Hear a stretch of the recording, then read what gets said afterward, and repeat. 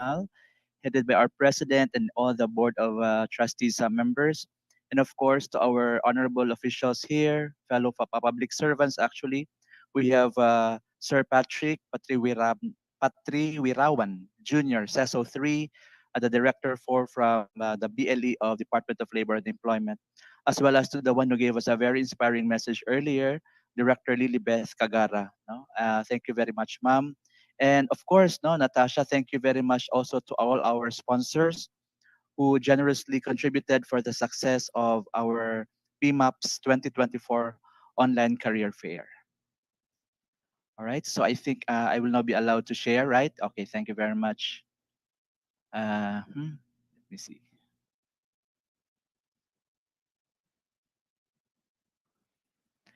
Yeah, we have prepared a number of slides for our participants here, and this will go along around 20 minutes this morning for our sharing.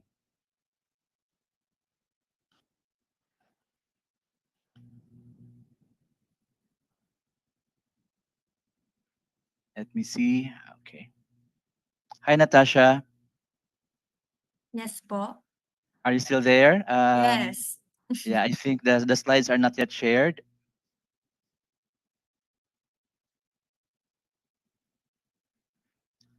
All right. So thank you for the patience of our participants. We already have around 140 participants at the moment. And wherever you are in the Philippines, maraming salamat po for joining us in this two-day PMAP's 2024 Online Career Fair. I'm not sure if the technical team also has my copy of the slides, Miss Natasha. It's entitled Standout Resume, Essential Tips for Getting Noticed. Um, Let me check with our IT team at the moment, sir. Yeah, I was able to All share right. it to Miss Diane last week. Okay. Please give us a moment. Thank you. Yeah, but yeah, we're while waiting. Actually, to all our participants, I'd like to thank you for squeezing your time. I know you are also excited. This is actually a new schedule, and we have been like transferred to this, two dates, today and tomorrow. But thank God that it all happened positively, and here we are for the first topic, which I think you will also be interested, to have a standout resume. And I will be giving out some essential tips for getting noticed, as to your resume. And also, um, as an HR officer, it's really, challenging for us to read all of the documents on top of our table. So gone are the days that the resume or the CV, curriculum vitae, are thick as you would like it to be. No? Kumbaga, ngayon, it's getting thinner, no? And more, better to see if the CV and the resume submitted are just for a few pages and no longer the thick ones that reaches the table of the HR officer. All right, so how do we do that? So we'll have these few slides prepared for you. Miss Natasha, Yes po. uh, can somebody The help me with a sharing of my slides? Yes, so the slides are now shared. You can just signal to us when to go to the next slide. Okay, good. Thank you very much. So welcome once again to our presentation, the first topic, which is about standout resume, essential tips for getting noticed. And I am Leonidas Jimity Hesuro III, AFPM from PMAP Davao City chapter. And moving on, the next slide will tell us about uh, our terminal objectives for the next 20 minutes. First is to understand the different aspects of employability. Second is be able to identify the basic structure and different parts of a resume. Third is to be able to learn about strategies on writing an effective resume. And the fourth one is to be able to write an outstanding resume. By the way, to the organizers, my apologies that I could not flash or make a background the logo, no, for our PMAS 2024 Online Career Fair. I hope you can forgive me for not being able to put the background. All right. So moving on. Now, after knowing the terminal objectives, the next slide will tell us about the career planning, right? So I hope that we are all aware that career planning is the ongoing process where you First, explore your interests and abilities, strategically plan your career goals, and create your future work success by designing learning and action plans to help you achieve your goals, right? So I know you have done this. That's why you are done with college. Now, in fact, some of you here are already also done with their graduate school, no, or MA studies. And that's part of your career plan. Next slide will also deepen our understanding more about career planning. So, in short, it is a three-step process that answers the question who, what, and how. Or to be more specific, like step one, who are you? What do you want to do? And what do you want in a career? So I hope you have reached step one. And then step two, this is the time that you will try to ask, what career options are available? And step three, that's why we are here. You are also there joining our online career fair because perhaps you would like to know how will you get there. Okay, that's step number three. Next slide. So here's the employability equation. And like to review this with you, I think a number of you knows this. The next slide will show us the equation as to your employability. Here it goes. The employability equation is that letter E equals Q plus S plus WE times letter C. And each letter has a meaning. E stands for employability, equals letter Q, that's your qualifications, plus your skills, plus your work experience, multiplied with the contacts or the networks that you actually have. This equation also shows us that no single factor determines an individual's employability, and what employers require varies within and between occupations and is continually evolving as the world of work changes. So I hope now you're able to get a screenshot of this employability equation and see for yourself if this really works as it is expected to be. Okay, moving on. After the employability equation, rather, in order to be employed, you need to get the appropriate degree. No? And I think that's very clear and self-explanatory. What's considered an appropriate degree will depend on what your career goal is. So I hope if you're a college graduate, you can go back 4 or 5 years ago as to what your career goal was, right? And hopefully you're able to meet it now after there's a degree that degree part of your career goal is now already tucked in your belt. The important thing is to make sure your degree will meet the requirements for the career you want. No? If you want to have a career on government service, perhaps you were able to take AB Political Science or Bachelor in Public Administration, as these are actually also good preparatory courses for law. No? And if you are foreseeing a career in the field of medicine, then perhaps you have considered your degree to be close to medicine, like BS Biology, BS Medical Laboratory Science, that's the new name of BS MedTech, BS Nursing, and others, right? So moving on, the next slide will tell us about the right skills. No? Going back to the equation, there's the letter S, and that's for the skills. There are two skill sets to be aware of. One is called technical skills, which are skills specific to one type of job or career. Now, the other is referred to as professional skills, also sometimes called transferable skills. These are skills that are applicable to many different careers and are necessary for professional success in any job.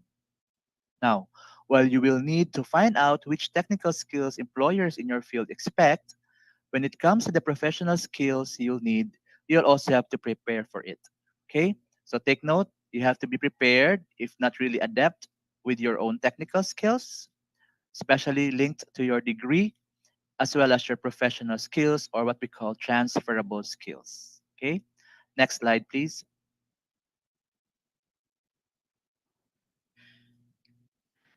All right, so that's about the skills as part of the equation. Let's try to see what is next, no, in the slide prepared for you. Still with the right skills, while you will be developing these skills through your course, keep in mind that employers also want you to demonstrate that you can use these skills outside of the classroom as well, as they sometimes look different in the workplace than they do in the classroom. No? So I think you are familiar with this, especially those who have experienced their on-the-job training, or even those who have landed on their first job. No? This is what we call romanticism. No? That what you would experience in the actual scenario when you are working is really far different from what you have been taught in the classroom. No, there's the work challenge, there's the output or the delivery of your deliverables at the end of the day, which is actually being checked by your employer or supervisor, and of which you did not experience that while you were still studying the certain course. Okay, still the same, you need to have the right skills. Moving on. All right, so we'll talk about the right experience, still part of the employability equation. Employers expect you to graduate with hands-on experience in your field. Internships are the most common way of getting this experience. There are plenty of other opportunities as well. No, aside from internship, when you reach the fourth year in your college program, there are also other opportunities such as volunteering. We have service learning, relevant part-time jobs, involvement in student clubs and organizations, research, study abroad, or like what we call exposure, no? And of course taking courses that allow you to complete major projects, right? So next slide. Okay, still with the right experience, aside from those I have mentioned earlier, your major school projects and theses can also be a source of experience. Participate and do your work, and do not let someone else do it for you. Write down your roles and show how your work in that project can be translated to the job you want to have. Make sure to find out what kind of experiences are expected and desired for the career you want to go into so that you can plan accordingly. Next, please. So we are done with the skills and the experiences. Now, your network, no, the right contacts. Building a strong professional network while you're in the school is one of the most important things you can do, because the way employers hire has also changed. No, that's why you're having your internship. You'll be allowed to join a lot of meetings and meet a lot of people, and also allowed to join a lot of organizations in the school. And this is actually to increase your network or contacts. These days, anytime a company posts a job, they get flooded with resumes. They found that it's faster, easier, and more effective to hire based on referrals. No? And a very good example of this practice are the business process outsourcing rather, or BPOs, where they really rely strongly on the referrals of those who are already hired in their company. Reason for this is that when, example, for I am already an employed BPO uh, call center agent or customer sales representative, I knew and I went through the process already, no, in applying to such a BPO. And when I refer, I also get something that's a financial reward, and I can also guide those interested applicants to that certain BPO. And also the responsibility of making a follow through, and also checking on the performance from time to time of your referred new personnel or new employee to that BPO. It's estimated that up to 85% of jobs today are never advertised. So the only way you'll ever find out about them is by having the right contacts in your network when you're ready to look for a job. I think for some applications that they are actually having contacts, no, in your mobile number. They can easily check and penetrate your mobile number and do the the advertisement there rather than in the television or in the SOCMED or social media. Building a strong professional network is easy if you do it while you're in school. Remember to make strategic networking part of your career preparation plan. No? So I hope I can see some thumbs up sign here among our participants to those who are enjoying a wide network no, or contacts while they were in college.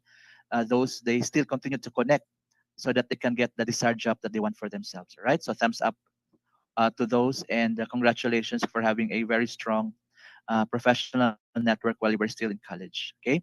Next slide.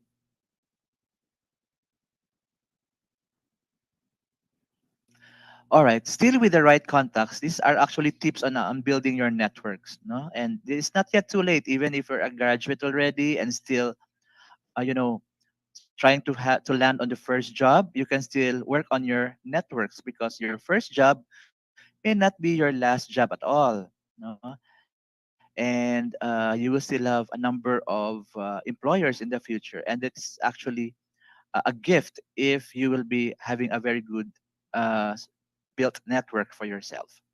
The experiences you gain outside the classroom will help you to build your network, connect with the people where you do your internships and on the job trainings. Getting to know your faculty. No, I hope you still remember your teachers and non-teaching personnel in the school where you graduated. They can be of help to you when they do the referral. Seek out professionals in your field and in the companies you'll later want to work. Joining and getting involved in the professional organizations in your field and conducting informational interviews. An example here is the school that I mentioned here, and they also have their alumni club or alumni hub rather, is working on creating a mentorship program so you or any graduate can make the right connections and gain the right contacts. Okay, just an example for instruction purposes. Next slide, please. Now, after the right contacts, skills, and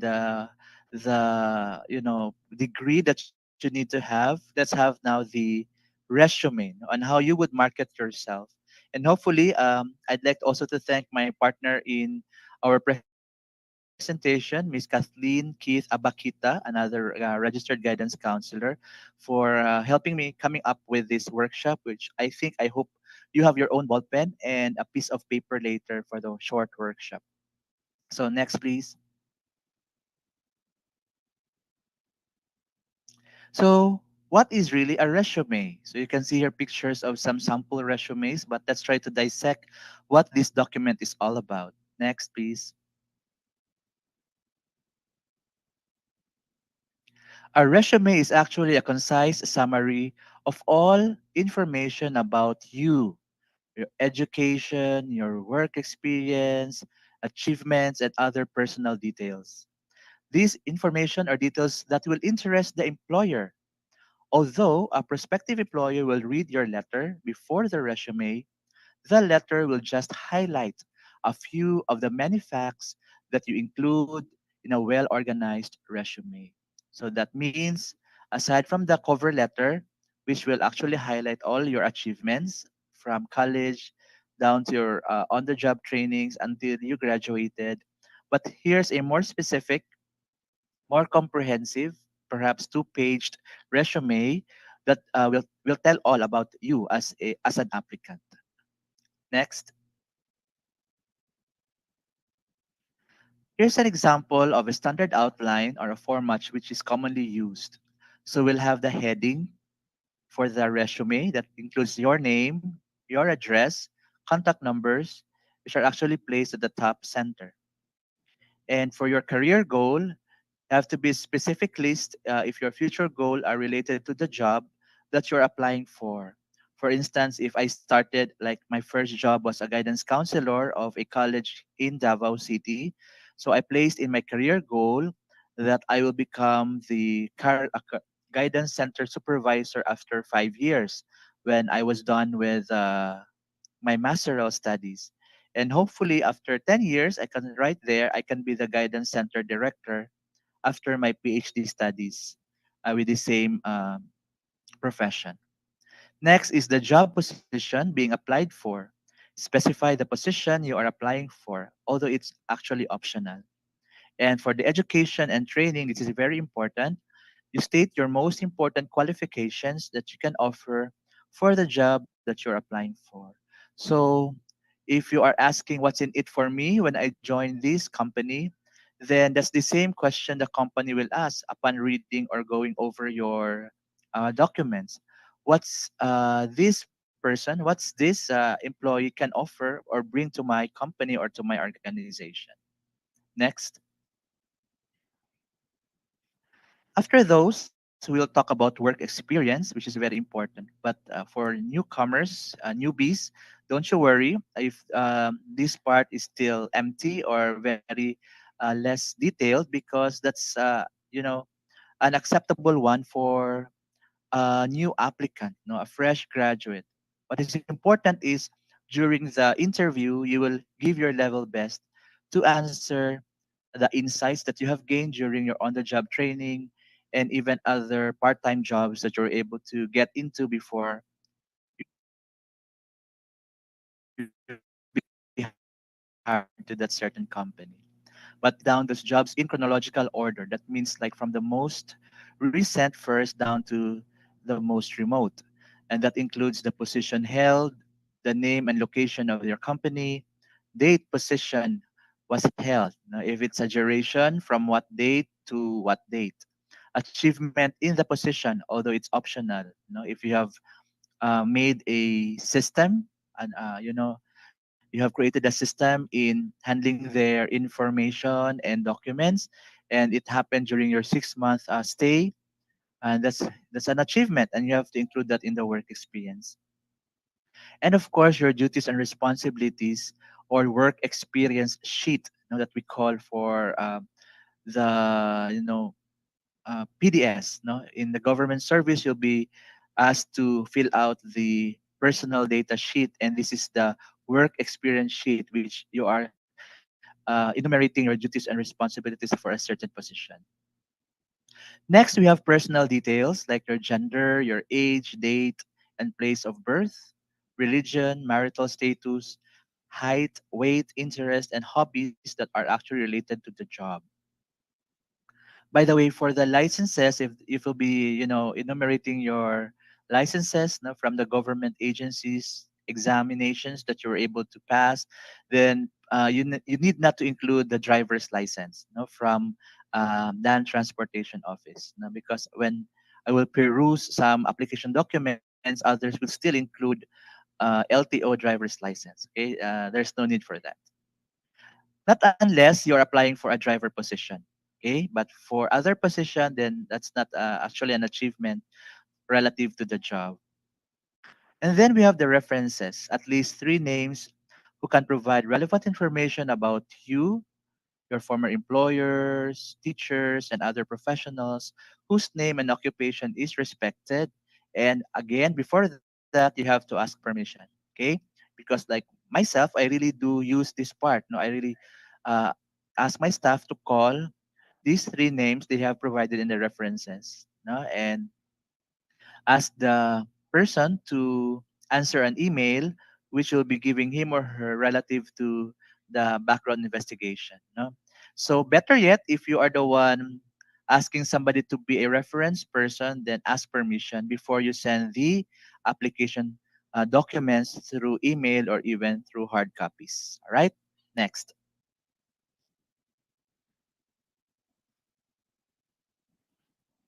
So here's a sample of a standard a resume that we were actually discussing earlier. We have the heading and we have a career. The heading includes the name, the address, and the mobile number. Take note, active mobile number, because some will immediately call upon receiving your document if that number of yours is active. And next is your career goal or objective. Here is example here is that a senior advertising agent in a fast-growing company in 2 years. And then your education, you have to be specific. Like for instance, if there's a major in BSBA, then you have to write it. It's marketing management, human resource management, or financial management. Do not let your employer make a guess as to your major. It has to be specified. And of course, the name of the institution where you graduated and the month and also the year when you graduated. Next are your work experiences. You have to spell this out clearly from the position to the name of the company and the duration. No? Very important also is the duration. No? And here you can see some involvements and even some seminars and trainings attended. And then we also have the skills, the interests and achievements. No? He was using the pronoun I. No, I was named one of the top 10 marketing students, or yeah, a consistent dean's lister. No, something you are proud of. I am proficient in both oral and written communication, also computer literate or proficient. Okay, and of course your personal information here and the references that I was telling you around. I mean earlier with at least three persons with their names, email address, and contact number. Next, please.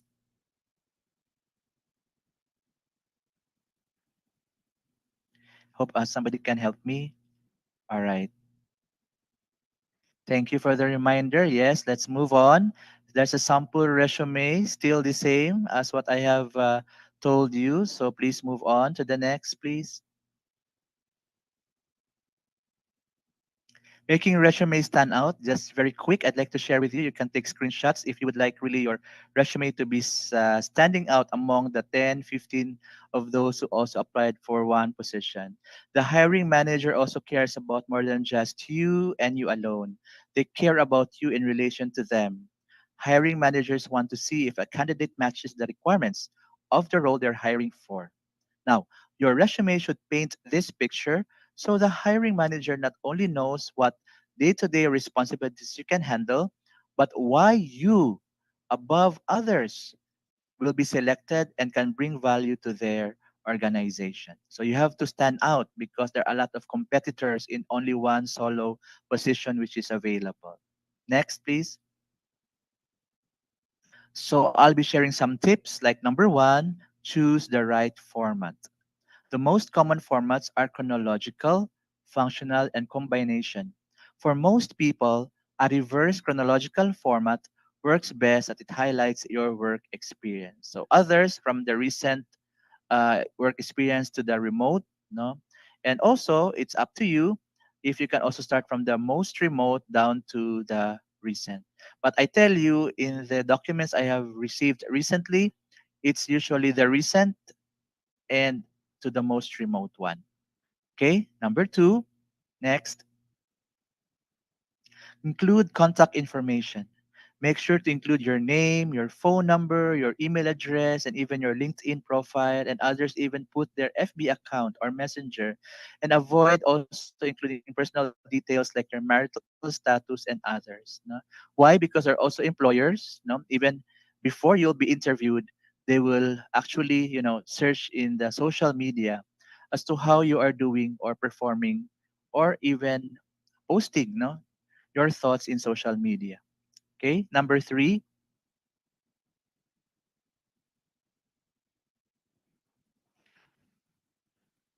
write a strong summary or objective. No? A brief summary at the top of your resume can highlight your key skills and experiences.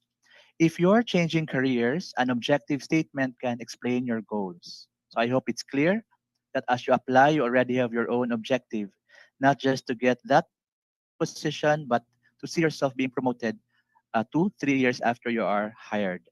Number four, detail your work experience. List your work history in reverse chronological order. Include your job title, your company name, dates of employment, and bullet points of your key responsibilities. And take note, very important, your achievements. Use action verbs and quantify your achievements where possible. Okay, so I hope you'll be very keen about this. No? Write all the details about your work experience and your contribution that led to the achievement of yours in that position. Number five, highlight your education.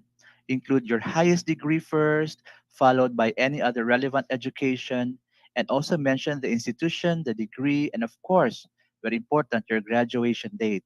Because there are also HR managers who are very keen following your progress, no? From what year to the next year until you finish the highest degree. Next, number 6, showcase your skills. Include the skills section that highlights relevant skills for the job you're applying for. Tailor this section to match the job description. Very, very important. Hopefully, as you advance in age, you're also improving and adding a lot of skills, no? Either soft skills and also the technical and the professional skills we have shared earlier. Right? Next slide. Number 7, include additional sections. Depending on your experience, you might want to add sections for certifications, your volunteer work in your church, in the social civic organizations, and even projects you have, uh, you know, trailblazed, and also projects that you have participated in that leads to its success. And number 8, use a professional layout. So maybe you can ask help, no? Need help from somebody who is more technical, because there should be a layout. Choose a clean professional font like Arial or Times New Roman, and keep the font size between 10 and 12 size, no, or points. Use bullet points and headings to make your resume easy to read. Number 9, tailor your resume. Customize your resume for each job application, and also use keywords from the job description to make sure your resume gets through an applicant tracking system, because some company have their own DTS, document tracking system, or applicant tracking system, or ATS. So make sure you are tailoring your resume. And the last is proofread and edit. Ensure there are no typos or grammatical errors, and consider asking a friend or a mentor to review your resume. Very important. Before you send, review, and proofread if possible. Next, here's a sample of a resume where there's the summary, and the topmost you have the cell number, the email address, no, and the mailing address. And optional that you can put your picture or not. It's up to you. Of course, it all in bold letters should be your name for your identification purpose, and your present role or position. And here's the summary. And just to share with you, a box including the professional experience. The key skills are in the right part, and another box for the awards and recognitions, and then certifications. And if you have published a book or an article, and that's the part for publication. Now, for a very busy HR manager or HR director, this will be appreciated. Now, a concise yet very comprehensive resume from your end. Moving on with the last few minutes and slides I have prepared for you. So just very quick, maybe a workshop on a resume writing. If you have your ball pen and pencil, just to go over. So here's an example of the resume writing. Or maybe because of time limitation, you can just take a screenshot, all right? And you can do it during your break later. So you have to write your name, your address, so mailing and email ad, your contact number, that means telephone and mobile number. And take note, you have to spend time in thinking about your career objective. Although it's optional, but it will be appreciated if you have written it down. And then your education, no, your college degree, school graduated, and year graduated. Next. And then, as I've mentioned and shown earlier, we have work experience and trainings, like on the job training for fresh graduates. So you have to write the position, the place, and don't forget inclusive dates. So you have to be keen on the dates, please, no, so that this will be appreciated by your future employer. And the seminars or trainings attended, date, topic, and the venue. Next, please. And your involvement in campus or out campus, no, that is actually co-curricular activity, the organization that led your position, and the inclusive dates during your involvement. Next will be your skills and the interests. You can take a screenshot of these, or yeah, work related skills that you have gained while you were in college. And of course your achievements, the academic and non-academic achievements that you have gained for yourself. Still, making your own resume. Hopefully, that will be a standout among the others when you include your personal information, age, height, weight, civil status, and your nationality. The height is usually in meters now, and the weight is in kilograms. And of course, don't forget your references where you ask permission before you have placed their name, their position, the company, and the active contact number. Okay, so moving on, if we were just like given a chance, I could have asked you these two questions for our processing. Oh, was it easy or difficult writing the resume? And I will also make a follow-up question, why? And my second question would be, what have you realized after writing your resume? Okay, so I might be able to ask participants as we are also following a time schedule for our sharing today. Now, moving on, your completed resume must be concise, well organized, and easy to read. Now, the length should be 1 page or 2 pages as you are summarizing your most important qualifications for a particular job. Again, for those who are just in, thank you very much for joining our PMAP's 2024 Online Career Fair. And this is our first topic about preparing a standout resume. And I was mentioning earlier that gone are the days that you have to submit a very thick CV, curriculum vitae, or even a resume. But now this time it's like more appreciated by HR managers to receive a 1 to 2 page document that includes your resume and perhaps another page for your cover letter, as they would really have very limited time to read those thick documents that you'll be submitting online or in hard copies. Appearance is a very important factor to the overall presentation and to not overcrowd or spread out the information on a page. Next, please. Must be carefully typed, printed single space on a 8.5 inch by 11-inch good quality bond paper. Handwritten or poorly edited may not be read. Mostly must not have any typographical errors. Again, proofread, review, and edit. Honesty is important. Do not also exaggerate your accomplishment. That's true. Because why? When you'll be in the interview, you might be asked by the manager or any member of the panel. And if it's not true, then it can be shown in your face or the way you answer because you are just faking the information inside your resume. Finally, your resume should show progress, advancement, and take note, ambition. That's what we HR managers would like to see among our applicants, that they would like to grow as we take care of them in our own company. Moving on, next please. So those and don'ts, just very quick in preparing your resume. For those, quantify information and give specific skills gained. Be brief, clear, and concise. Another do is do be consistent. Choose a layout that is readable and pleasing to the eye and stick with it. And number four, be positive. Start statements or phrases with verbs denoting positive actions. Avoid the use of personal pronoun I and omit negative statements. Next. Number five, for those, be honest. Included information should accurately represent you to employers. Do not exaggerate, especially when you'll be applying with government offices, no? Because they would require a PDS that is notarized by a lawyer, and that means all information should be actual and correct. And if there is misrepresentation, then you might be disqualified for the position you're applying for. Number six, be careful. Double check. Oops. Number six again. Double check for typos and mistakes in grammar, spelling, or punctuation. Errors in detail suggest careless workmanship. So if there are a lot of errors, it will tell something about you as an applicant. Number seven, be neat. Balance white space with text when creating your resume to avoid a cluttered look. Make sure you print a clear, unmarred copy.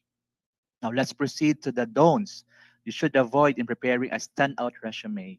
Number one, state the salary requirements. If asked, research the value of the position and your skills and give a range of mid to high. And hopefully, you will not be too frank about your salary requirements.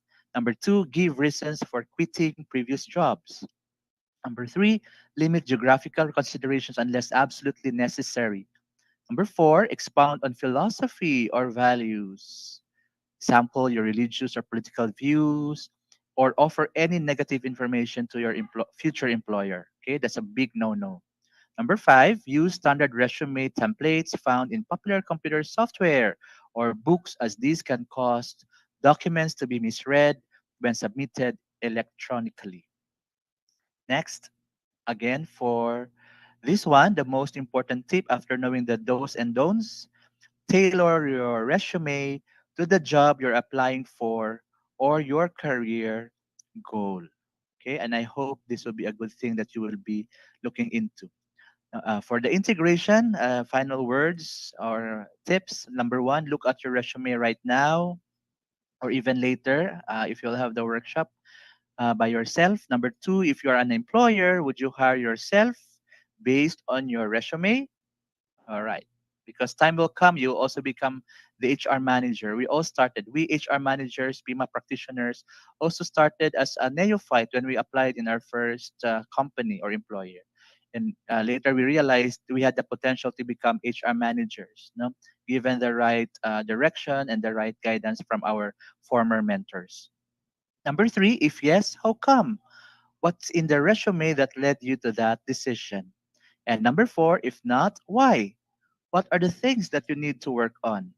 And number five, what will you do in the remaining years of your college education to improve your resumes? So again, I thank my partner here in preparing these slides for you, my fellow guidance counselor, Miss Kathleen Keith Abakita, no, from Ateneo. It is a good idea to have several people critique your resume. When you're ready, bring your resume to your counselor and have them review it with you. Next.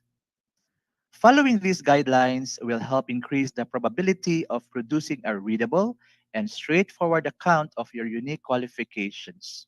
This list represents some standard expectations of modern and standout resumes.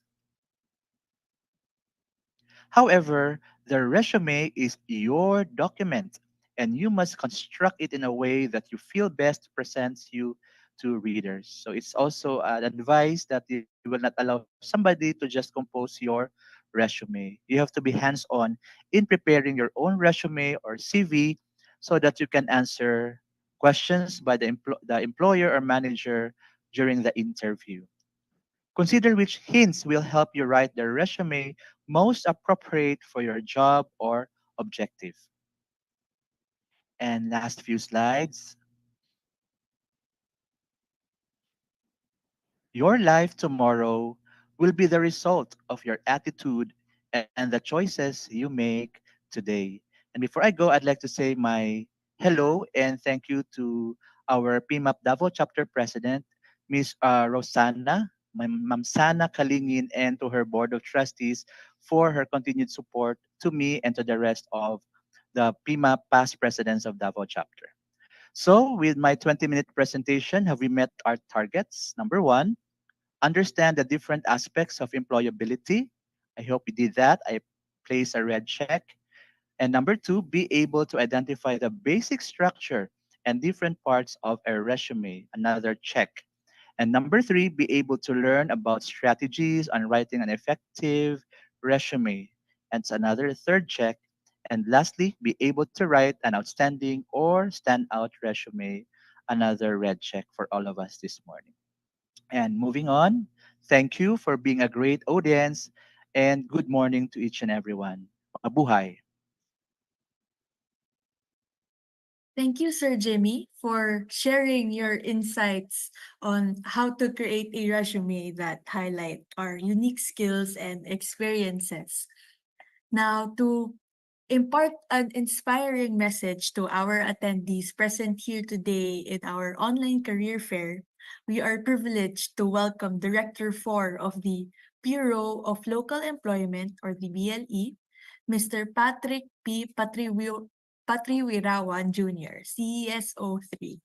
So let us express our gratitude through virtual reaction such as hearts and applause. Hi, Sir Patrick.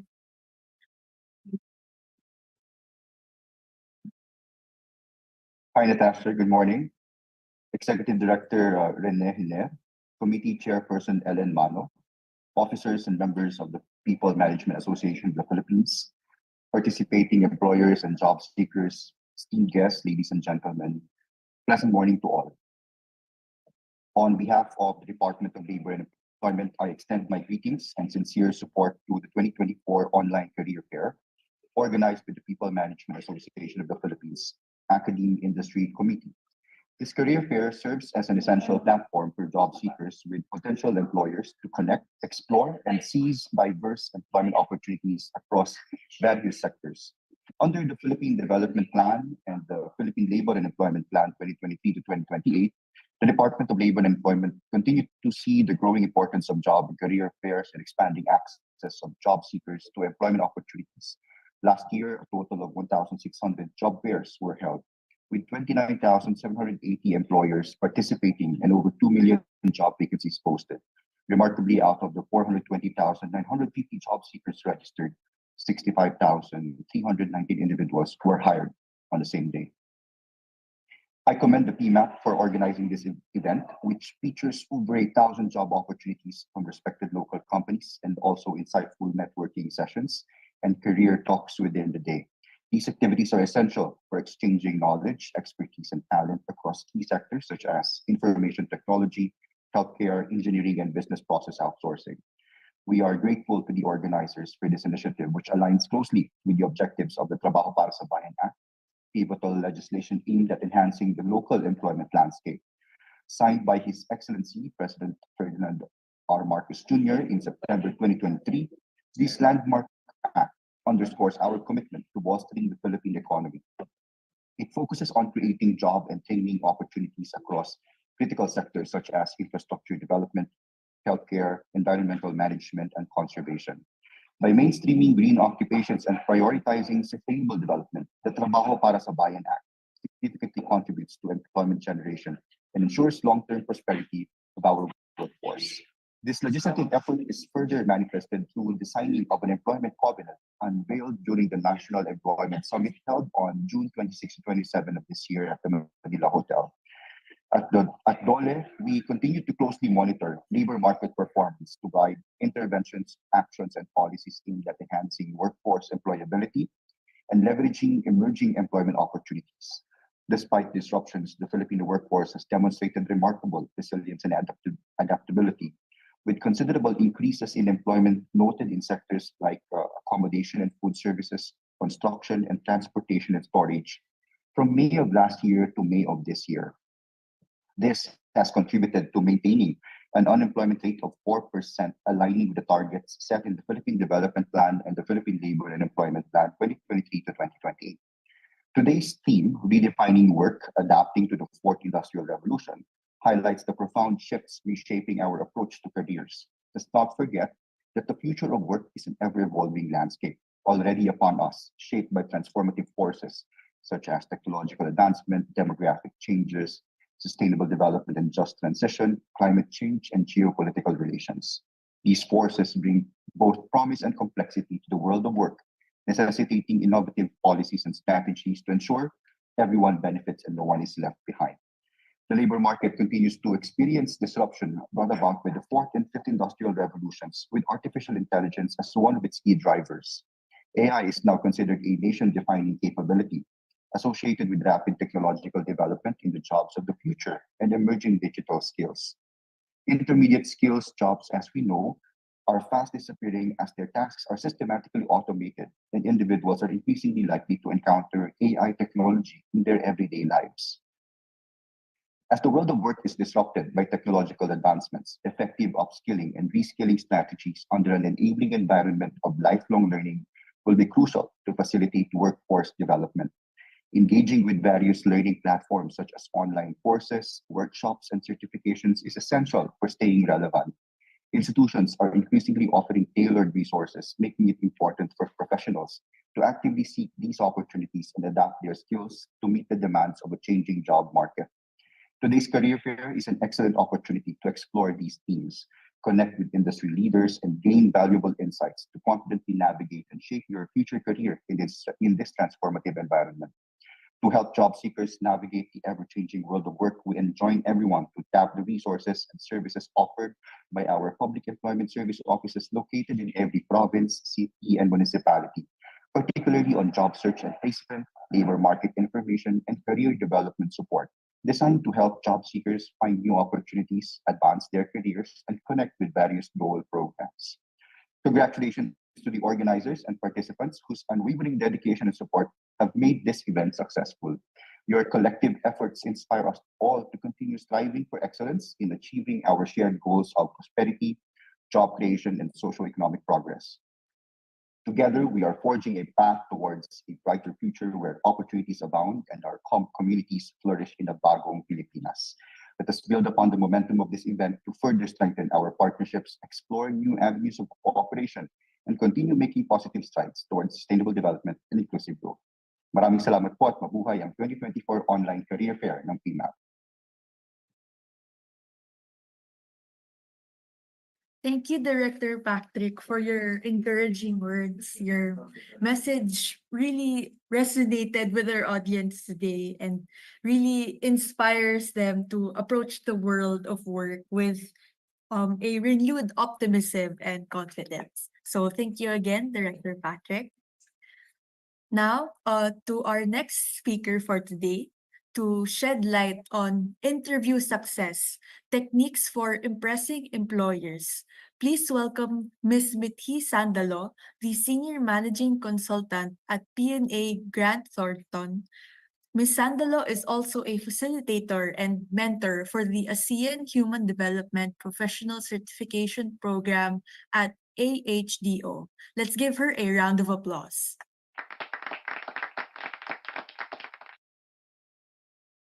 Good morning. Tash, I'll be the one to share my presentation. Yes po. Okay.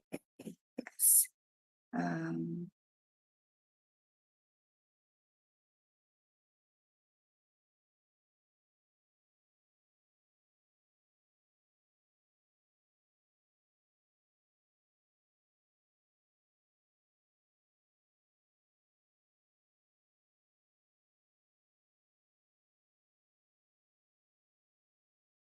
Okay.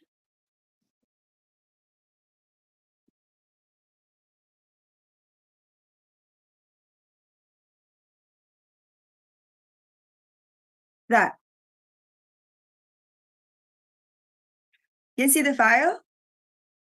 Yes po, we can see. Okay, we're the last slide. Okay.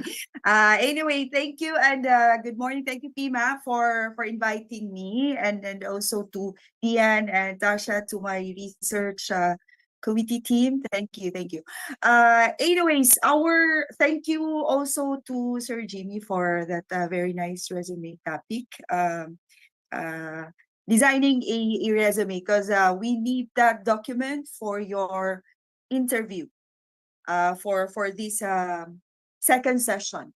Okay, so let's start. I'm good, Tash. Everything's okay.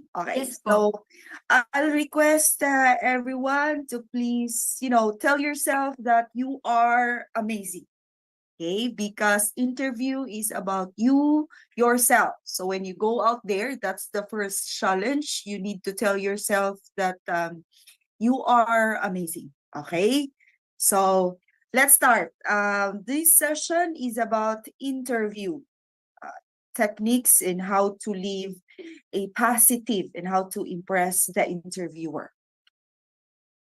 So let's understand the background before we are going to go to the strategies and what you need to prepare and everything. We need to understand that the interviewers, we really want, as an interviewer myself, we really want to ensure that we are making the right match. Okay, so it's not just a match for the company, but also a match for the candidate. So that's the primary that we need to understand. Okay, so it's a fit. Are you fit for the role? Are you fit for the environment, the workplace, and the values of the company, the culture of the company? So what are interviews for? First, this is 1, 2, 3, 4, 5. We need to memorize this, the top of our mind, because you will be assessed on these 5 assessment areas. Number 1, you will be assessed on your job-related competencies. Okay? The technical functionalities of the role. Second is you will be assessed on your knowledge, your interests, and your motivation. Third, when you go out there for the interview, you will also be assessed on your desire factor. Okay? Fourth is you will be assessed in your personality and your work style. And the last is you will also be given an opportunity to ask questions. And you might wonder, like, why before the end of the interview session, you will be asked what other questions you will have, you have for the company, what you want to learn, and everything. Okay, you need to prepare questions, because that's the time you will also look into yourself and ask yourself, am I fit for this company? Okay, so that's the 5 areas that you will be assessed during the interview. So this is just an example of the interview structure. Okay. First is an introduction, and then the interviewer will tell you about the structure. We will start with this. I will ask you a question. We'll review your CV and all that. And then you will be to warm-up questions. You will be asked, just to make you relax and all that. So we have warm-up questions. I have here a list of a few, and then we will go into the CV and application questions. We will run through your experiences, your credentials, your licenses, and all that. And then after that, we jump into the selection criteria, the qualifications for the role or the position that you've applied to. Okay, so these are the qualification, and then we'll give probing questions. The last would be like for you to ask questions, and then we do the summary of the next step. So this is just an example of the interview process for you to have an overall structure. Okay, now let's go to but we need to understand that there are also types of interviews. Either in the first is we are going to remove or weed out unsuitable candidates, or it would be like we already have the top based on the resume screening. So we get like top 10, top 20 candidates, and we have to screen them. Or we're already on that final level of interview for us to decide, for the interviewers to decide, out of 3, who? And then based on your questions, who best fit the position. Okay? So when you go out there in the first interview, so it usually it's the HR doing the interview. So it's just screening if you really is suitable for the position. Usually when we rarely have the requester or the department heads. They will ask probe questions regarding the technical capabilities of the interviewee. Okay, so these are the levels so when you go out there, you need to ask yourself, this is the first screening, this is the first filtering. So they are looking into suitable candidates. Okay, they're gonna weed out, remove unsuitable candidates. So that's usually the first phase of the interview. That's why we have first interview, second interview, and the final interview. Okay, now we're going to look into 7 listed questions. It's just for you to be familiar with what are warm-up questions. Okay, but the most common question, we will ask interviews is like for you to tell us more or a little about yourself. Okay, so we also have a guide on that. First, the format. You use the present, past, future structure. You start with the present. You describe your current position, okay, and then you also discuss your significant achievements. If you are fresh graduate, what are your significant achievements? And then you look into the past. You highlight also your experiences or your skills, internship, previous job, part-time, or all that, and then your qualifications that will lead you or align to the current role, and also the future. That's the ending of that your answer to tell me about yourself. Okay, your enthusiasm for the role you're interviewing for and how it aligns with your career goals. Why that role? Why that position? Why that's your goal in life, your career for the next 3 year, 5 year of your career. Now the length. The length would be like 4 to 6 sentences, and you need to make it concise but informative. So, so if you're gonna do a practice, this is really good. If it'd be great practice for you to, like, look into the mirror, and then you also do the answer there, role playing and all that. You timed it, and that it should like last to 1 to 2 minutes when spoken. Okay, so that's our warm-up question examples. Or what do you enjoy doing in your free time? How did you hear about this position? And then other warm-up questions. So we are not there yet in your competencies and your functional technical functions of the role. Okay, so what's the outcomes? What are the outcomes of the interview? As I've mentioned, number one, we remove unsuitable candidates who don't meet the necessary criteria. Second is we choose top candidates from those who are well qualified from based in the first phase. Third is we need to further interview, okay, the candidate to be able to make that final selection, okay, from the best candidates to fill in the position. Sometimes we have like a panel interview, then there are stakeholders involved. So 4, 5 of them, 3 department heads, an HR head, and all that. Okay, these are the interview outcomes. Okay. Now, let's look at the 5 that you've mentioned. The strategy, the technique here is that you need to be a master of your assessment areas. It doesn't mean an expert of, okay, because it will always depend in the level, the rank, the job level that you are applying for, the role itself.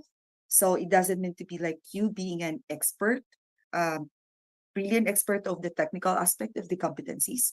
What I mean with such is you need to be prepared, 100% prepared of these areas, because during the interview, these are what you will be assessed. Okay, so number one, as I've mentioned, job-related competencies. So you need to be prepared. What are the sources for you to like study and review for you to come up prepared 100%? Okay, so when we say job-related competencies, this area, okay, you need to have that proof. So when you go there, face the interviewer, you're prepared with these for you to answer. When you are asked of the competencies, if you are if you can rate yourself, you are prepared to rank yourself or rate yourself based on these primary competencies of what's expected or required of the role or the position.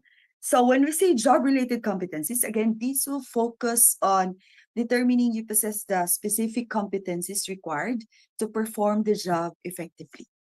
Okay, so the interviewer will evaluate your technical knowledge.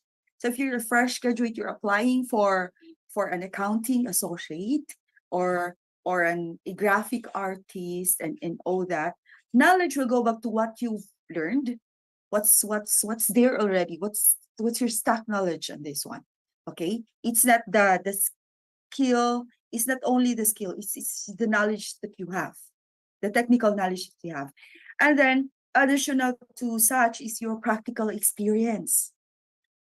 So you will handle, so you can manage the job effectively. So what you need to prepare for this first assessment, okay, you research the primary competencies required. So you look at the job description, the posting there, you look at the industry specific knowledge required if you have, and then you can like initially rank yourself, and then you prepare examples that highlight your skills and successful outcomes in similar situations, because you will be asked, are you familiar with this tool? Have you experienced implementing these? Do you have the knowledge of the financial, doing financial statement analysis and all that? So you will be assessed first and foremost for such job related competencies. So that's the first assessment area. Second, okay. Second is your knowledge, interest, and motivation. Knowledge here is industry knowledge. Are you aware of the what's happening in the market based on this role, based on this industry, based on companies like the one you've applied to? Okay. So how will you evaluate it? You will be examined how well you understand the role and the industry, and your interest in the job, what drives you to perform. If you will be asked, others under other interview will ask you in your first 30 day, and the end of the 30 day and the 2 months, okay, what are your target deliverables, okay, what have you what do you think will you be able to contribute and put on the table if you're there already for the 3 months time. And then the interviewer will look into your commitment of the field and your enthusiasm for the company and position. So what do you need to prepare for us to like positively measure you regarding your knowledge, interest, and motivation? You need to understand and research in the company's mission, values, projects, and competitors. Be aware of the industry trends, and then you align there your skills and career goals. Because there and then we can already assess that if you are really interested of the role and the job, the way you answer, are you that motivated? Okay. Now, the third is the desire factor.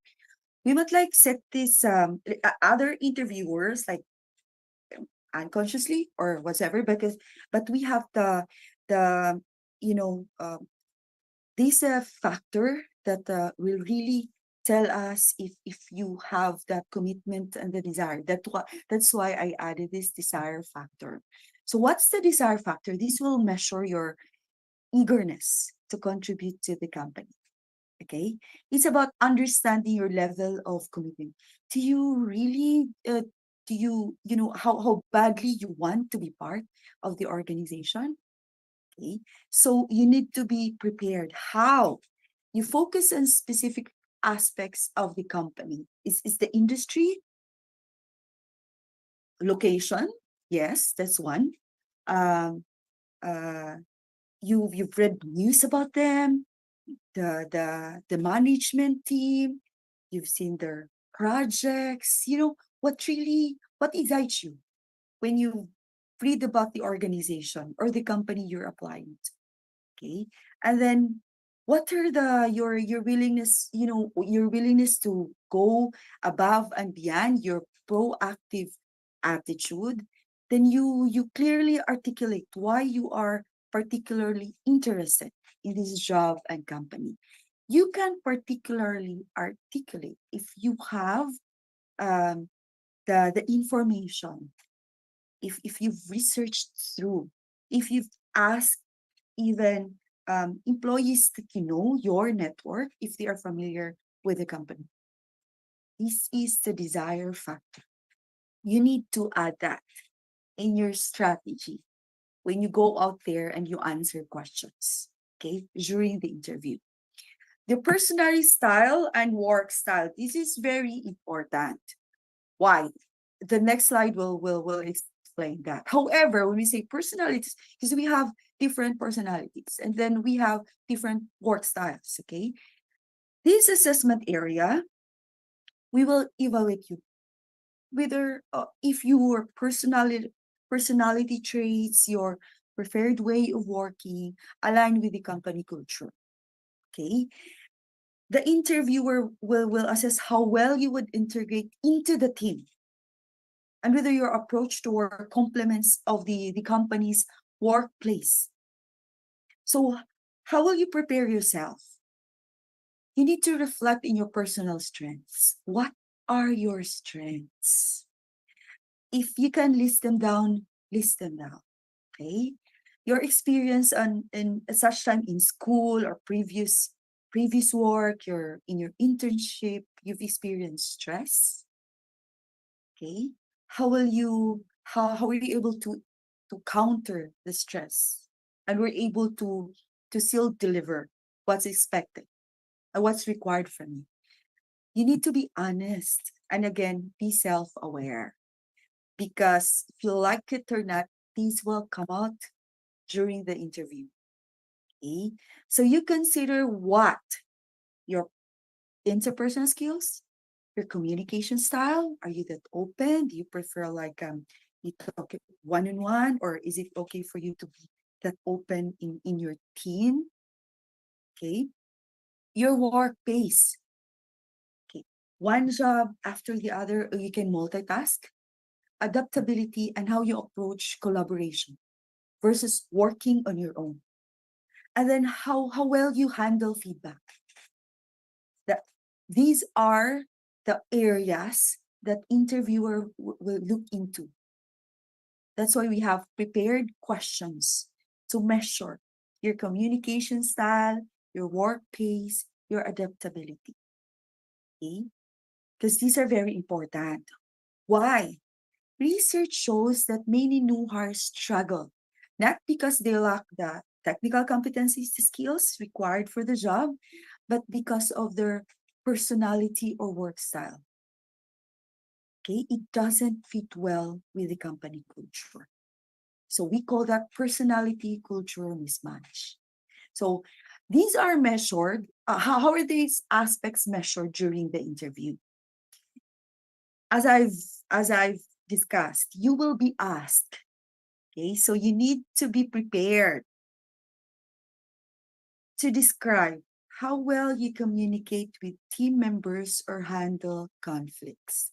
That's your communication style and your preferences. You will be asked to describe how you manage multiple priorities and handle tight deadlines. Can you still deliver even if you have only 3 days? That's if we're going to have the timeline that should have like 10-day work time, but then you'll be given like 5-day deadline. Okay. You'll be asked to describe your preferred method of working independently or in a team. How will you handle tasks that require collaboration or autonomy? Your work style. Okay. So again, self-awareness. Are you aware of your work style? So you start with self-awareness. How's your communication style? How's your pace? You have projects in school, you're given ad hoc or a committee to work on in your previous job or your current work. How's your how do you handle constructive criticism, feedbacking? Okay, how do you react? How do you motivate yourself?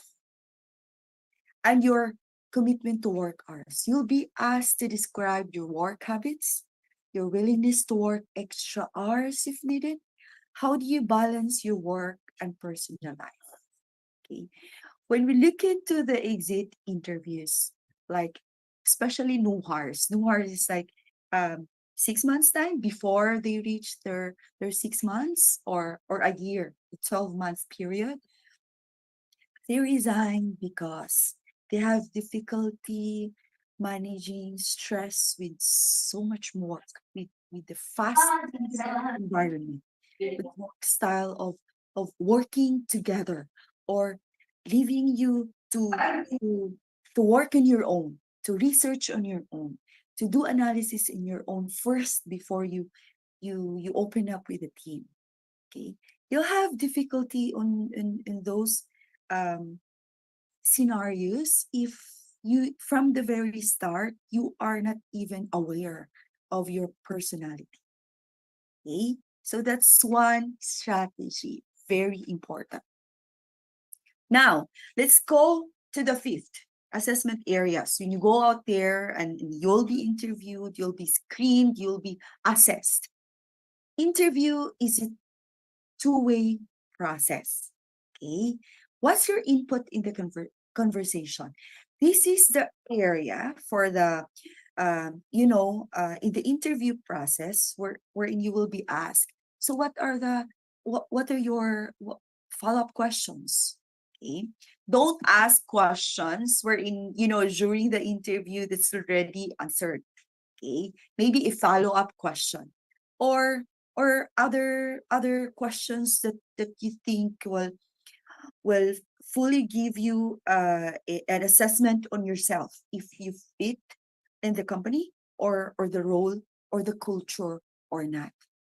However, you need also to keep in mind that these questions reflect your priorities. What matters most to you in a workplace?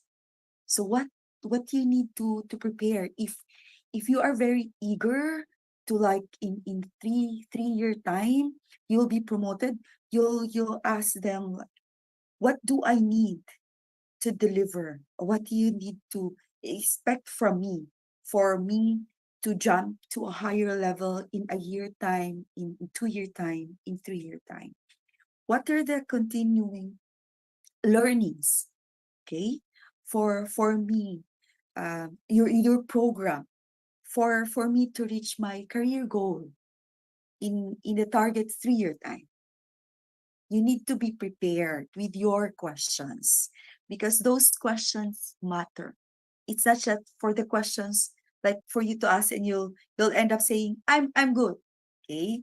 As much as possible, or we recommend you ask questions, especially on those areas that matters most to you in the workplace. So that's the fifth area. Now, why are behavior-based questions essential in the interview process? Okay.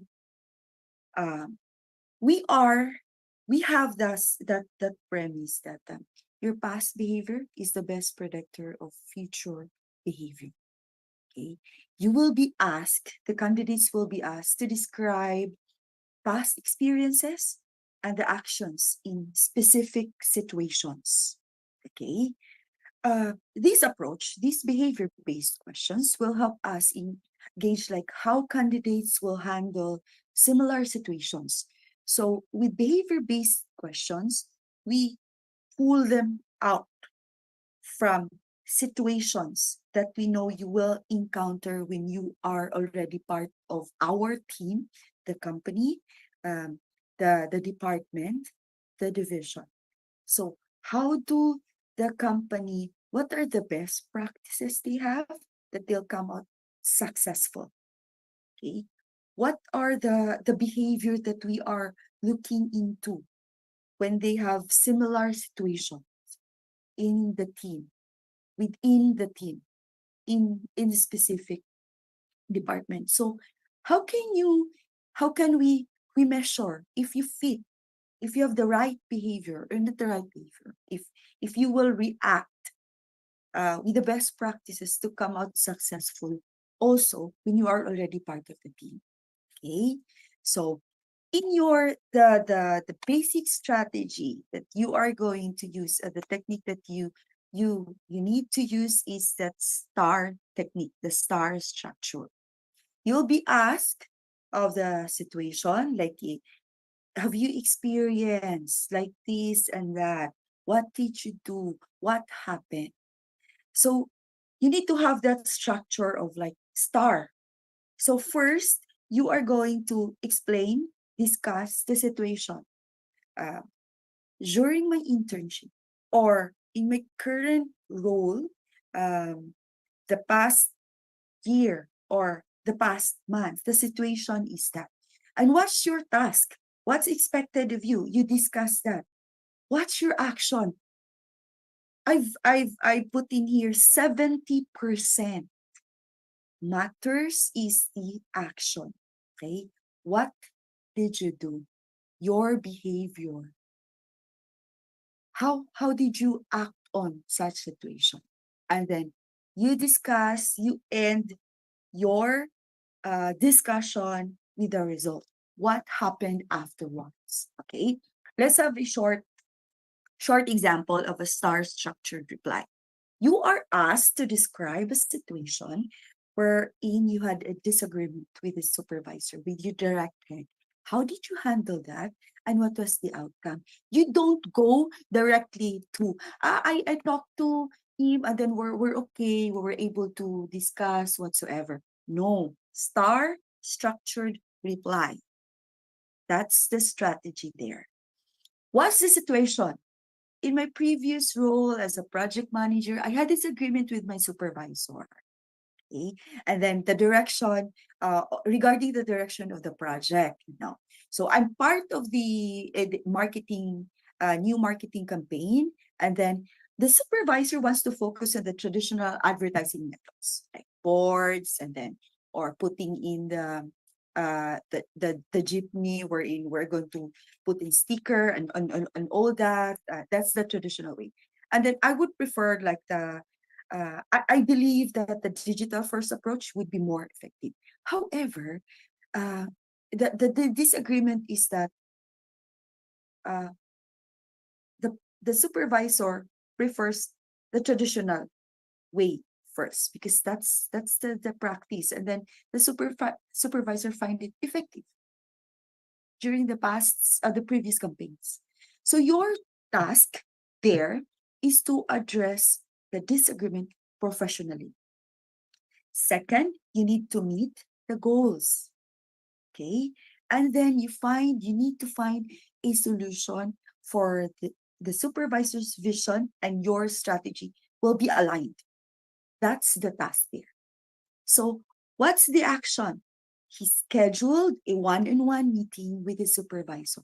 Okay. So you will tell them, I scheduled a one-on-one meeting with my supervisor and then I discussed my concerns. During the meeting, what's the value that you bring in? It's the data-driven basis, okay, for you to clearly and for you to have that value when you go out there and to discuss with the supervisor that my approach is also very effective. Okay. At the same time, you need also to review like what's this is there still a traditional the traditional marketing is still effective. So you need to have that knowledge also. So when he presented there, this is the traditional methods, this is the digital methods. Best way to have this a hybrid way approach. Okay, because I believe this is also effective, adding the digital first approach. So what's the result? You will discuss it as this ending of your discussion when you were asked this situation. How were you able to handle that? So hybrid, you implemented the hybrid approach. What happened?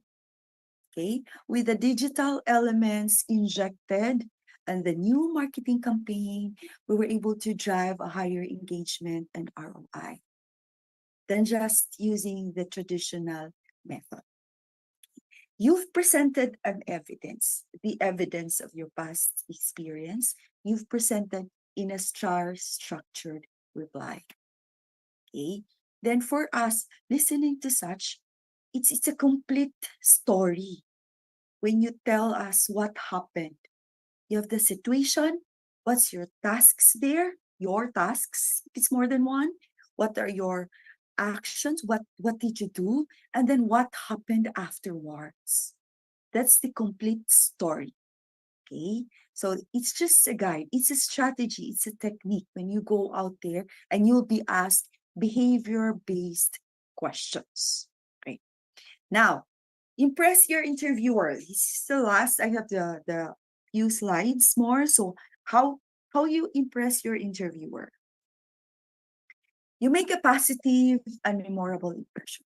Don't go out there thinking like I need to have this role. I need to have this role. No, as much as possible, we recommend that you for you you believe in yourself, you are amazing, just be yourself and be honest. And when you leave the interview, you've marked a positive and memorable impression to the interviewer.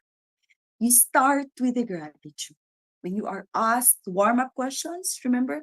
So you start with the gratitude. You thank the interviewer for inviting you to discuss your competencies, and then how they are aligned with the company and the role. Second, you need to research the company. In-depth research. What are the sources? You have the website, you ask your network, you research and everything, in Google, Facebook, LinkedIn, everything about the company and the industry. And you study the job description because this is your skeleton guide. What are the qualifications? And then from the job description, you design or redesign your resume, your CV that should be aligned. You highlight the requirements or qualifications that you've seen through the job description. So you need to study the JD thoroughly, the posts, okay? And then from there, you can revise your CV when you submit them. You make a first impression. How? Okay, if you are required to be there and this time, be there 10, 15 minutes, 8 minutes before the time. If it's a face-to-face, you dress properly. Strong first impression matters. Okay, you need to be concise, 1 to 2 sentences and all that. However, avoid the yes/no answers. Okay. Are you okay? Yes. And then there's no elaboration.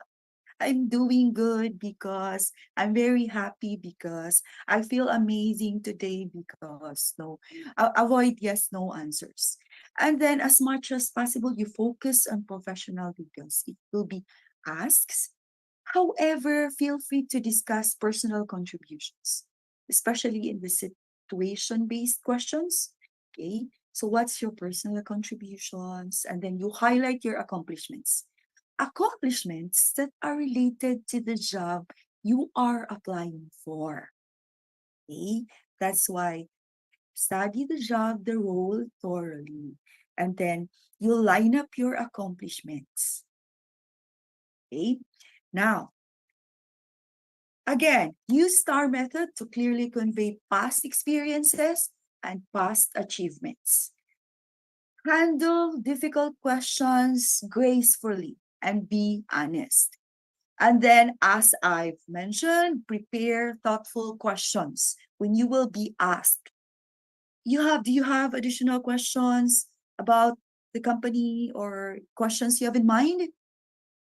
Focus on you craft questions about the role, the team, performance expectations, company goals, career growth programs. What matters to you? What do you prioritize? What matters to you most when you are there in the workplace? And you convey your excitement about the role and the company because enthusiasms can be very infectious, and that will mark a positive impression to your employer. Lastly, so you started with the gratitude, you end with the gratitude. Okay, you close the interview on a positive note. So that's it for my presentation. Good luck with your interview preparation. Thank you.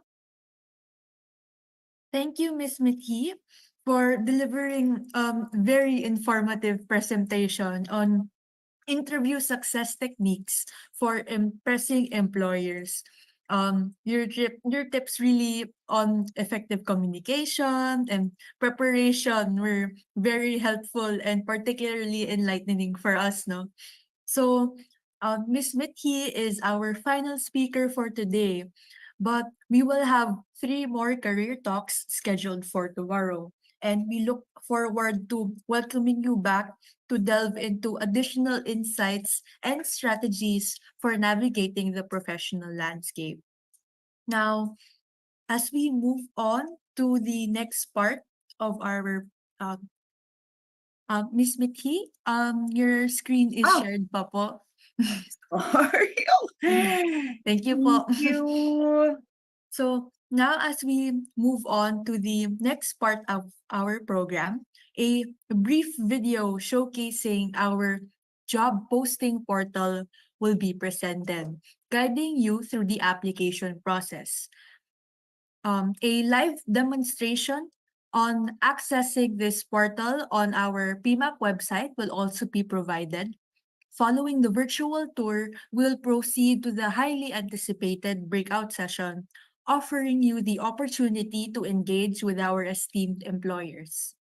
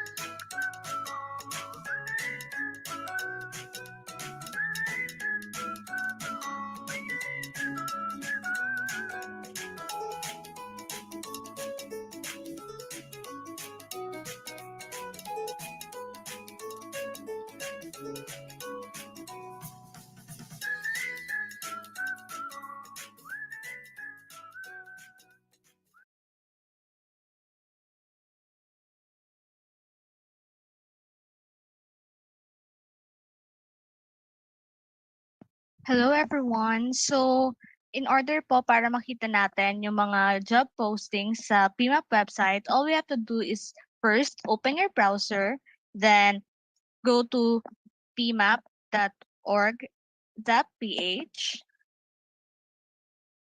Then mapupunta po kayo sa homepage ng PMAP. Ito po yung makikita nyo. Then, pag nandito na po kayo, go to services. Wait lang. Go to services, then makikita nyo po yung job posting. Click the job posting.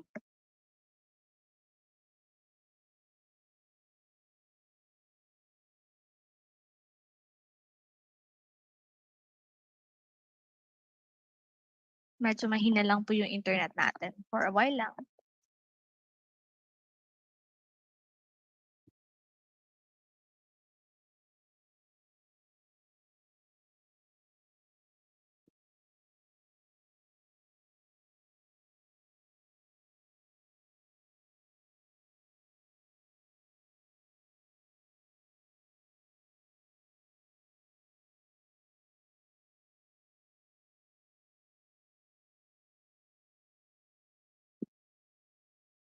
Sorry, may issues lang po yung internet. I'll just reload the page. So, sa pmap.org.ph, once makapasok na po kayo sa website, you'll go to this services, then you'll find the job posting.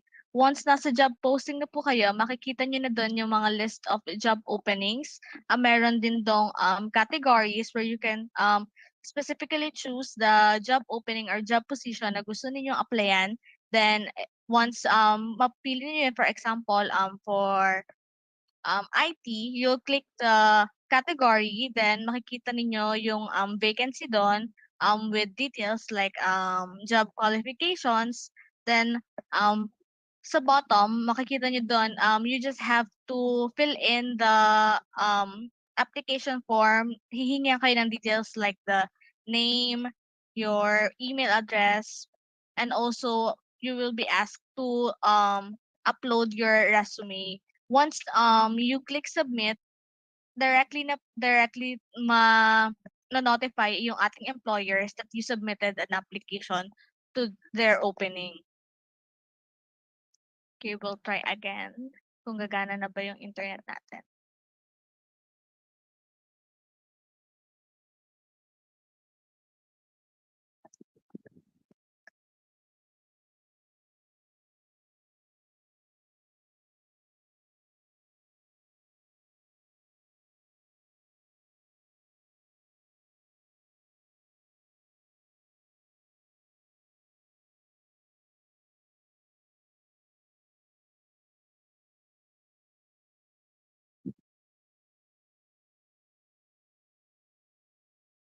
Oh, okay. So unfortunately, I think medyo nagda-down yung website natin ngayon. I think some interested applicants are already trying to access the job vacancies kaya medyo nagkakaroon tayo ng traffic sa website. But don't worry. Um inaayos na po ito ng ating IT team. Medyo siguro unexpected lang yung sudden traffic. Ito na, nakapasok na po tayo. So once you click the job posting, ito po yung makikita ninyo. So, for example, I want to apply as a technical support representative sa Switzerland. So, I'll click apply now.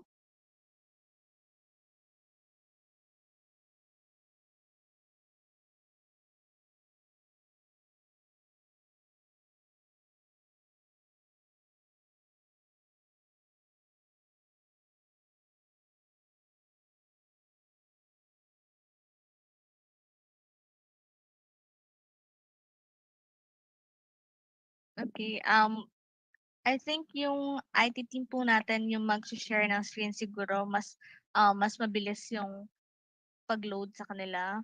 I'll stop sharing my screen. Okay. So ito po.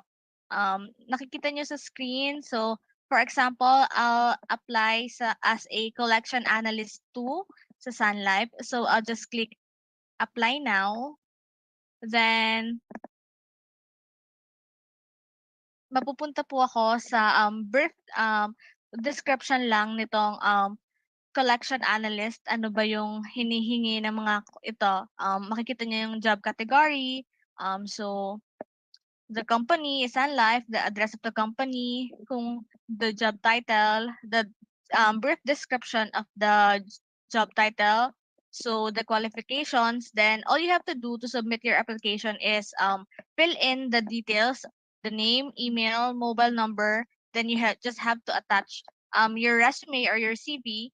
Then click on the terms and conditions, then submit your application.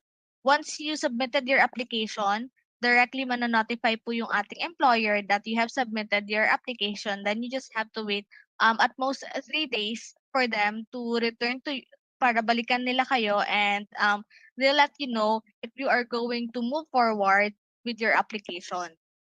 So, yun lang po. I hope you can visit the website po after the breakout session with your chosen companies para mas makita nyo pa yung mga different job openings natin.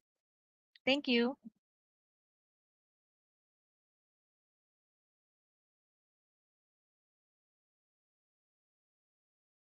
So thank you. Hopefully everyone will be able to navigate our job posting smoothly.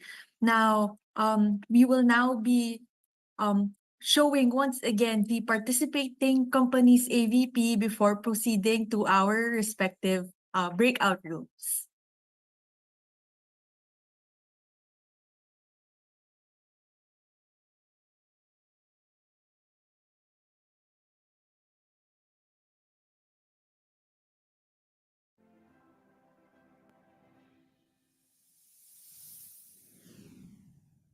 At Petron,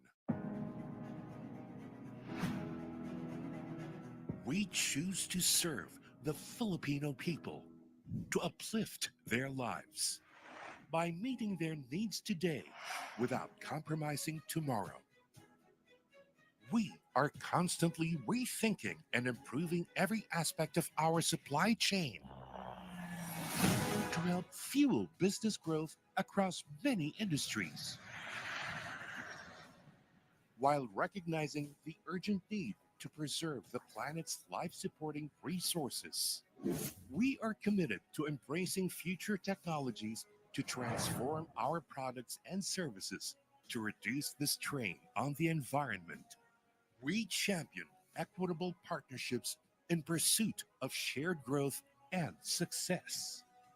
We are a driven workforce aspiring towards a better, prosperous, and sustainable Philippines. We are investing in the future, 90 years and counting.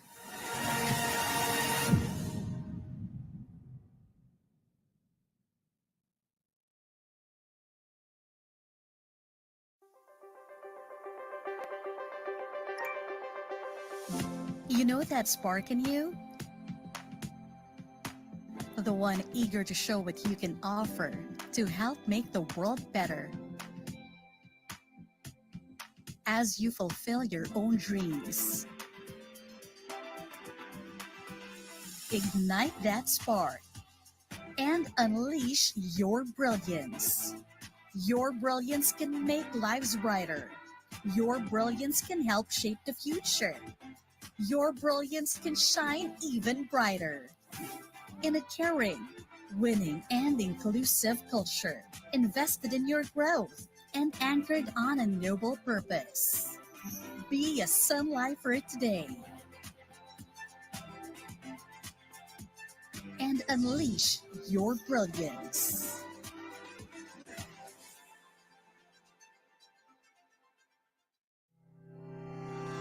For years, we have been approved and endorsed by the Department of Education as a provider of textbooks, references, and other supplementary instructional resources to private and public schools alike.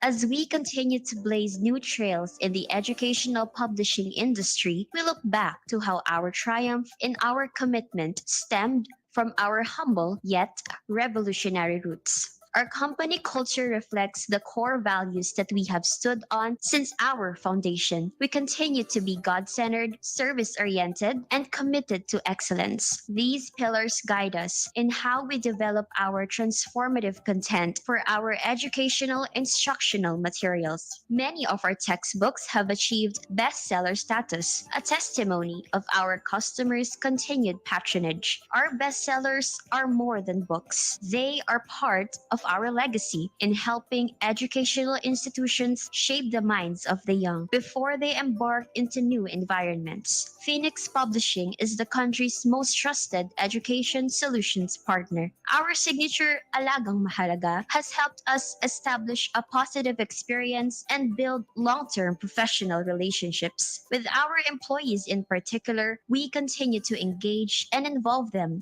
for their growth and success through our expertise and energy to collaborate with you every step of the way, from innovative teaching and through the best educational materials for effective learning. We at Phoenix Publishing are your trusted partner in each challenge you face. Your professional development is the pinnacle of our continued quality of services.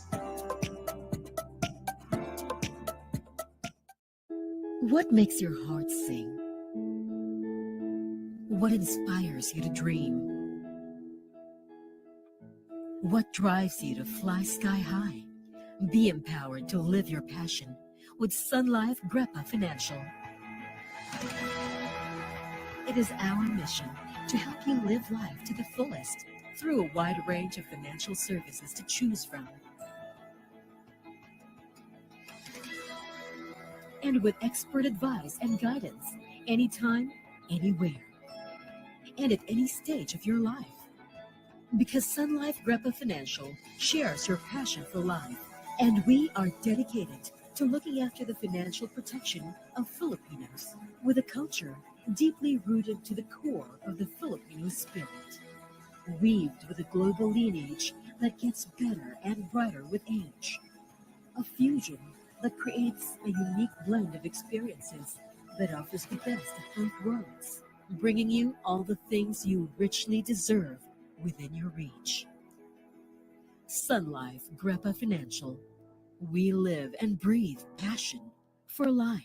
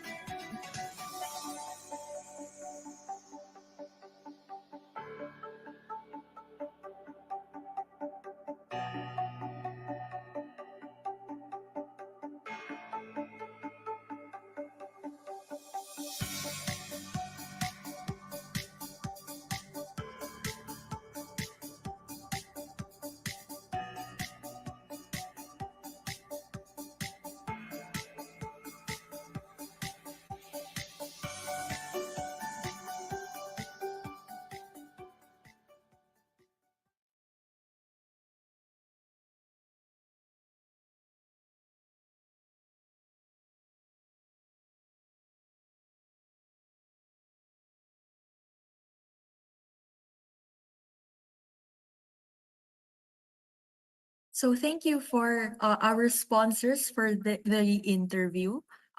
We will now open the breakout rooms so you may meet with our participating companies for today.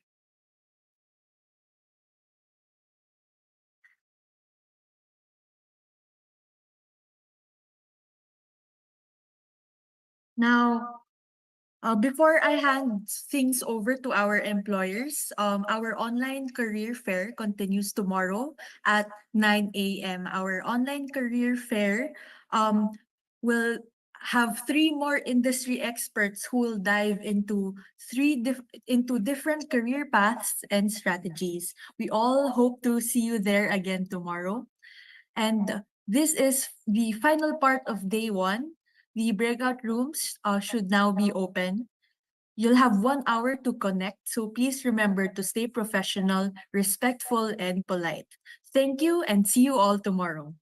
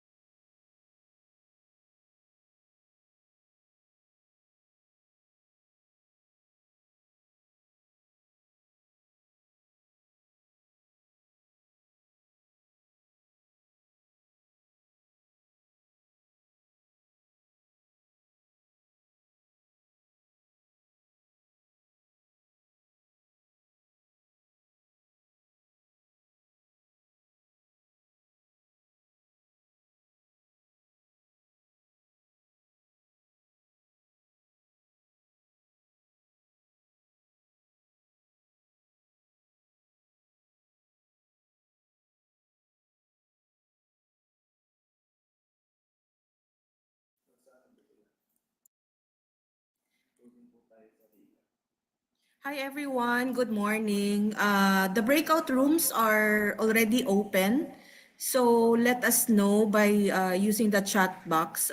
Type the room that you'd like to be assigned to so that we can move you to that particular company. Thank you.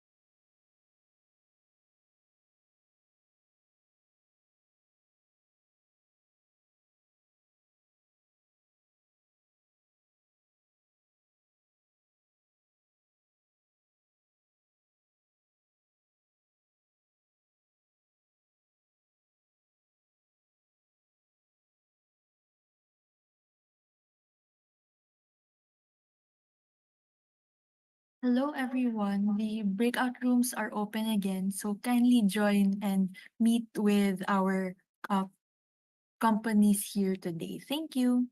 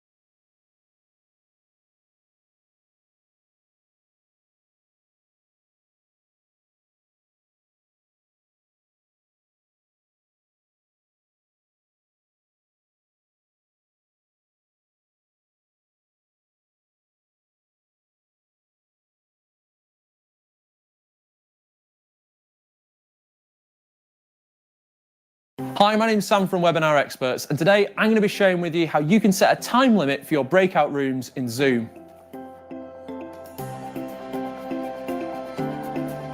Okay, so you don't want people in those breakout rooms for too long and you want to set a time limit. This is how you do it.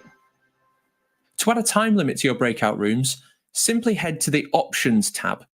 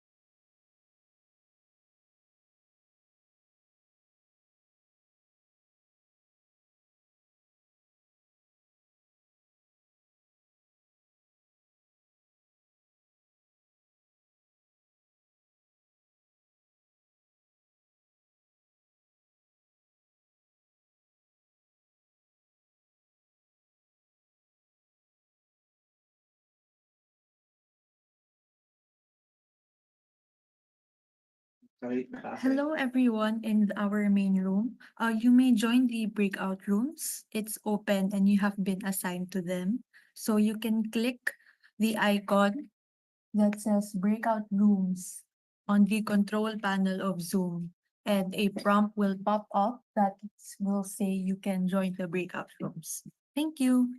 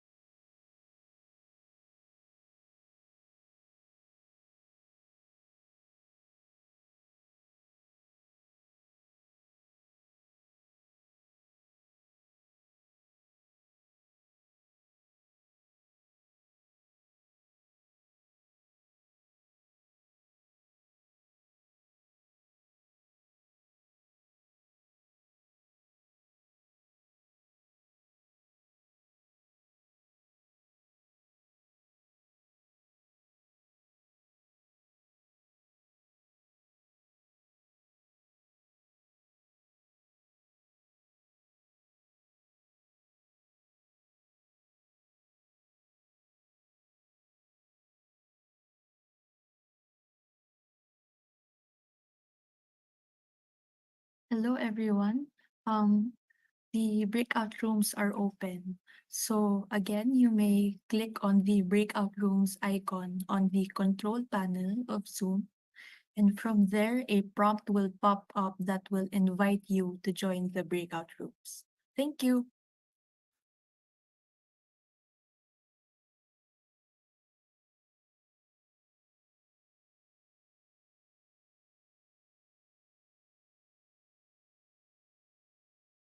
Hello po. Para po sumali sa mga breakout rooms, makikita po natin sa ating control center sa Zoom na nakalagay breakout rooms. Kapag pinindot po yun, may lalabas na join the breakout room. Thank you.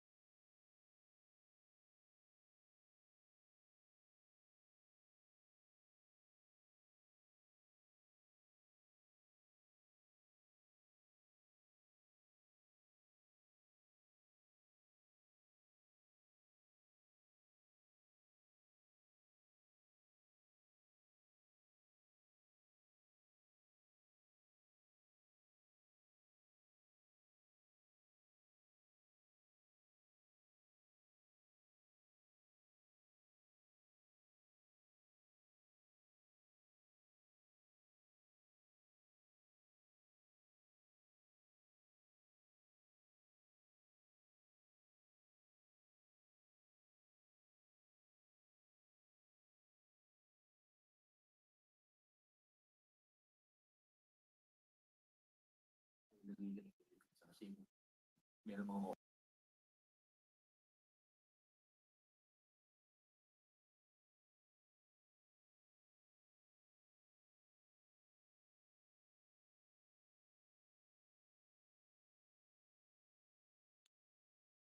good morning, everyone. I hope that everyone had a productive session in our breakout sessions.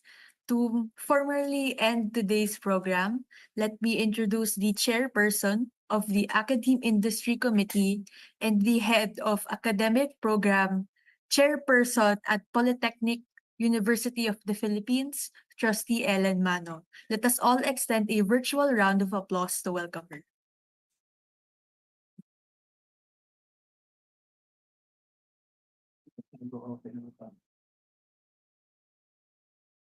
Hello.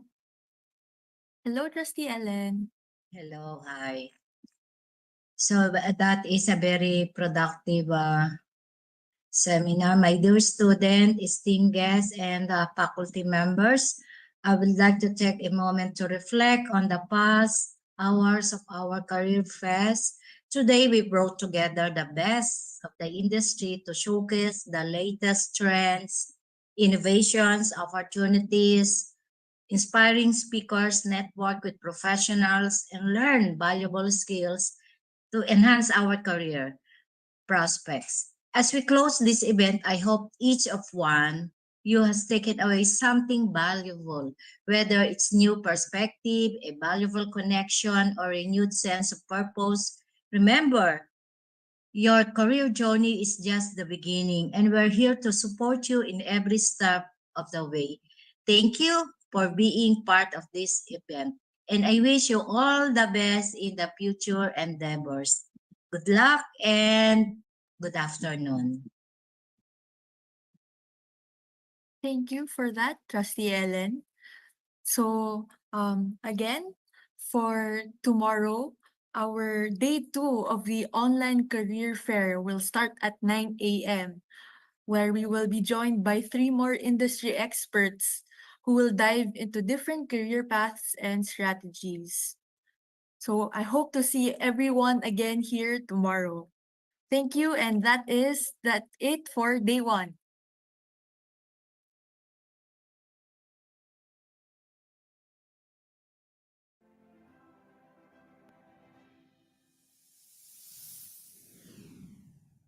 At Petron, we choose to serve the Filipino people, to uplift their lives by meeting their needs today without compromising tomorrow.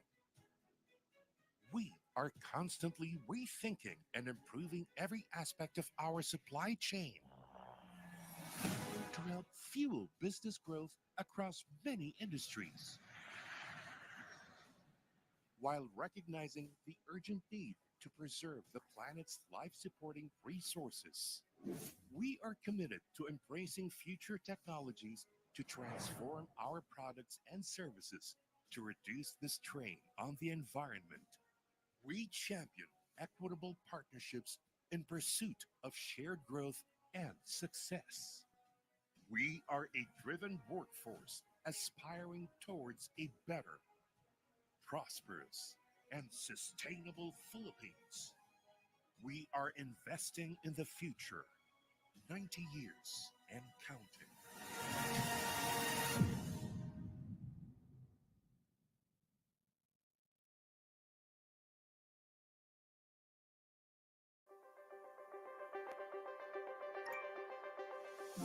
You know that spark in you? The one eager to show what you can offer to help make the world better. As you fulfill your own dreams, ignite that spark and unleash your brilliance. Your brilliance can make lives brighter. Your brilliance can help shape the future. Your brilliance can shine even brighter. In a caring, winning, and inclusive culture, invested in your growth and anchored on a noble purpose. Be a Sun Lifer today and unleash your brilliance.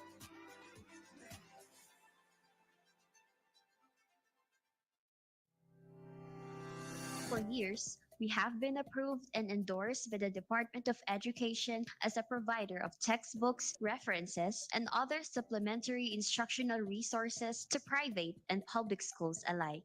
As we continue to blaze new trails in the educational publishing industry, we look back to how our triumph and our commitment stemmed from our humble yet revolutionary roots. Our company culture reflects the core values that we have stood on since our foundation. We continue to be God centered, service oriented, and committed to excellence. These pillars guide us in how we develop our transformative content for our educational instructional materials. Many of our textbooks have achieved bestseller status, a testimony of our customers' continued patronage. Our bestsellers are more than books, they are part of our legacy in helping educational institutions shape the minds of the young before they embark into new environments. Phoenix Publishing is the country's most trusted education solutions partner. Our signature Alagang Mahalaga has helped us establish a positive experience and build long-term professional relationships. With our employees in particular, we continue to engage and involve them for their growth and success through our expertise and energy to collaborate with you every step of the way, from innovative teaching and through the best educational materials for effective learning. We at Phoenix Publishing are your trusted partner in each challenge you face. Your professional development is the pinnacle of our continued quality of services. What makes your heart sing? What inspires you to dream? What drives you to fly sky high? Be empowered to live your passion with Sun Life Grepa Financial. It is our mission to help you live life to the fullest through a wide range of financial services to choose from. And with expert advice and guidance, anytime, anywhere, and at any stage of your life. Because Sun Life Grepa Financial shares your passion for life, and we are dedicated to looking after the financial protection of Filipinos with a culture deeply rooted to the core of the Filipino spirit, weaved with a global lineage that gets better and brighter with age, a fusion that creates a unique blend of experiences that offers the best of both worlds, bringing you all the things you richly deserve within your reach. Sun Life Grepa Financial. We live and breathe passion for life.